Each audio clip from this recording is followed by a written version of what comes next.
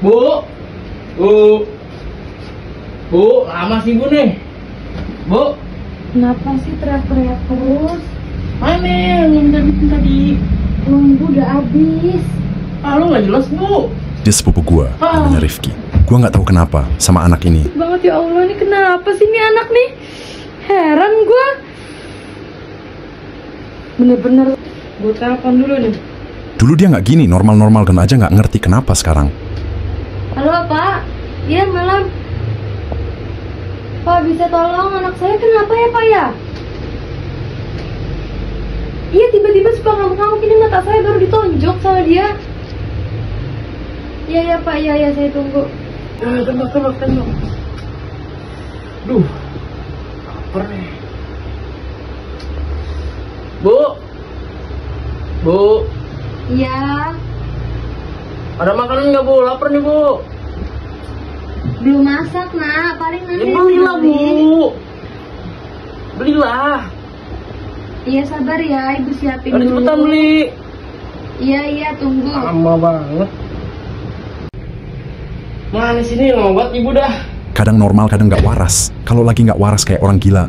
Ada makanan semua tadi. Apa lagi nih? Lama banget sih ibu dah. Jadi dia itu dulu pernah direhabilitasi di rumah sakit jiwa terus sembuh pulang. Dok ke rumah. Berapa bulan kemudian begitu lagi. Itu udah ibu beliin Ayo makanan. bagi duit. Loh kan udah ibu beliin makanan Ibu di makan dapur. keluar. Itu makanan siapa yang makan? Yang bodo amat gue mau duit. Lo kenapa sih? Kalau lagi kumat, barang pada didok lemparin terus ibunya jadi sasaran. Bogem dia alias dipukulin. Astagfirullahaladzim, kenapa lagi tuh anak begitu? Kayak kemarin dia kelaparan minta dok makan, terus kumat mata emaknya. Ditonjok sampai biru, akhirnya tanpa. Pikir panjang ditelepon lagi pihak rumah sakit jiwa buat bawa dia lagi. Marahnya lu. Apalagi kalau keinginannya apa yang dia inginkan nggak dapet. Kayak kok lapar minta makan, nggak diturutin. Wah, ibunya babak belur. Dari mana mak? Dari pasar. Belanjaan di mana? Masih di pasar kan diantar sama tukang ojek. Gue lapar kan tadi nungguin lo. Nah itu di dalam udah gede makanannya. Gak ada makanan dalam. Mencari yang benar. Lu kok kasih taunya begitu sih? Kan gue ngomong pelan-pelan. Gue malu ya. Ya, terus kenapa ke rumah gue? Akhirnya pihak rumah sakit Assalamualaikum. Waalaikumsalam dok. Ya. Gimana kabar kamu? Baik. Sebentar saya ambilin minum duduk, mau minum teh, kopi, air putih saja. Oke sebentar. Kamu masih ingat saya kan? Sih. Kamu ikut saya nggak? Mau kemana? Ikut saya berobat. Nanti kamu di sana sembuh. Nanti kalau kamu udah sembuh, jangan kayak gini lagi sama orang tua kamu. Berobat kemana? Kamu nanti di sana sehat. Tapi kalau kamu udah sehat, kamu balik lagi ke sini.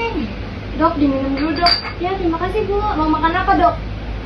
Ya nggak usah bu, minum aja. Iya bu, emang udah berapa lama dia kayak gini bu? Belum lama sih. Kalau lagi nggak ada apa-apa ya anteng kayak biasa, ngejalin hidup normal. Tapi kalau lagi datang kumatnya, semua orang kena. Ini sih hanya keluarga aja, nggak pernah bersahabatan ke orang lain. Barang banting-banting barang, marah-marah, gitu sih dok. Saya khawatir kejiwaannya kena. Saya bawa sama tim saya, nanti saya bantu untuk pendaftarannya dan lain-lain. Terus paling di sana nanti sebulan atau seminggu tergantung dari dokternya. Kalau dokternya bilang seminggu ya seminggu, sebulan ya sebulan bu.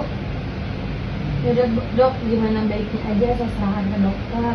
Yang penting anak ini sehat, kembali normal seperti biasa. Kamu ikut saya ya, malah kamu juga udah ngizinin. Baik bu. Sehat di sana ya, harus sembuh. Ikutin saran dokter, arahan dokter. Dan sungguh ini sudah memasuki tahun ke-5, namun sepupuku nggak balik-balik juga, nggak ngerti kenapa. Karena ibunya setiap ditanya diam aja. Ibu nggak bisa bilang banyak. Ibu harap kamu sembuh. Ibu nanti ikut saya juga untuk pendaftaran.